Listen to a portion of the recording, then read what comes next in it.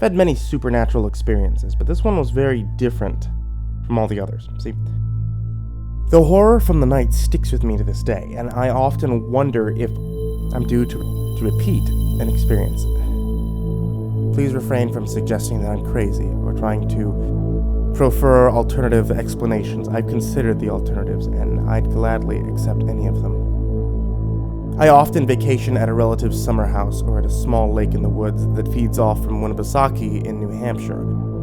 That's what you'd expect from a tiny census-designated place along a 50-mile stretch of north-south highway. Mostly tiny bungalows and summer houses, some antique stores, an old barn, one small grocery store, and a pub or bar. My family had visited the town for a week or two every summer since I could remember, and I know the immediate area like the back of my hand, but it's still easy to get lost in those dirt back roads and end up in the thick Maine woods accidentally. Several years ago, I was vacationing at the lake house and still awake, reading around 2 a.m., feeling kind of antsy, but not especially uneasy and not quite ready for bed. I went outside for a cigarette and walked down to the dock to smoke it. Try to picture it in your head. A cabin surrounded by trees on an old dirt road. The back door of the house opens to the dock, which is down a short but rather steep rocky hill.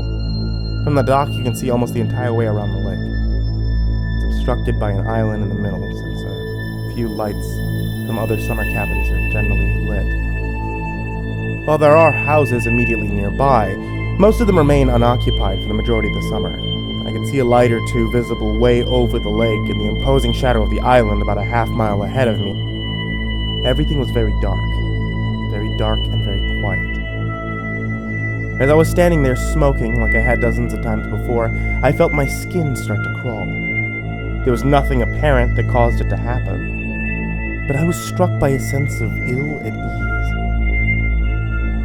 Without looking, I started to feel very strong, as though something was staring at me from a tree on my left, about 100 yards away. But when I turned to look at it directly, it was gone. Almost as though it anticipated the movement of my head turning and was able to move quickly. My eyes were still adjusting to the darkness, and I convinced myself there was nothing there. I continued smoking my cigarette. Then I caught the movement again. In order to move my peripheral vision in line with the trees where I sensed movement, I started backing up slowly from the dock. This was the last vacation with my family before I got married, and I supposed that it was one of my brothers playing a trick on me. Step by step, without turning my head, I backed up and turned my eyes to the extreme right. Now I saw something for sure behind the fire pit in some bushes. Knowing now that it was one of my brothers, I nearly broke for a run towards it, but for some reason I hesitated. Instead of turning towards it, I fixated my peripheral vision on it. What I saw was not my brother. It was a short, dark person, hairless, large almond-shaped eyes, and it was holding something. Slowly I saw it lift a slender arm and reach towards me, a finger outstretched as if to indicate, he's the one.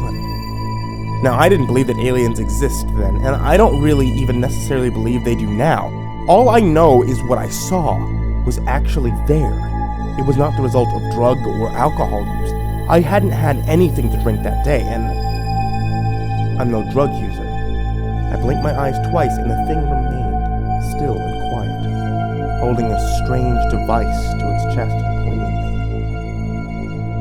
More curious than scared at this point, but with an adrenaline pumping so hard that my temples hurt, I turned around quickly. My plan was to walk calmly back into the house. When I turned, I sensed a flurry of movement behind, perhaps a dozen or so trees, in the woods beyond the house. Behind an old cabin to my right, further down the lake to my left, the woods were full of them, anticipating my every movement, watching me, but taking care that I could never get a close look at them. I decided that I had no choice but to book it.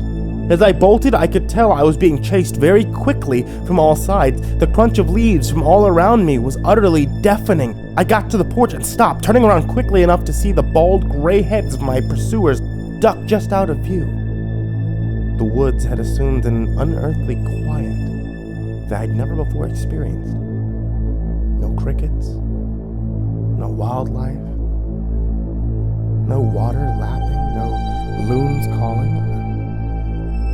I scrambled into the door and slammed it. Since we were children, my brother was interested in alien encounters. I remember him reading those creepy Whiteley Striper books as kids.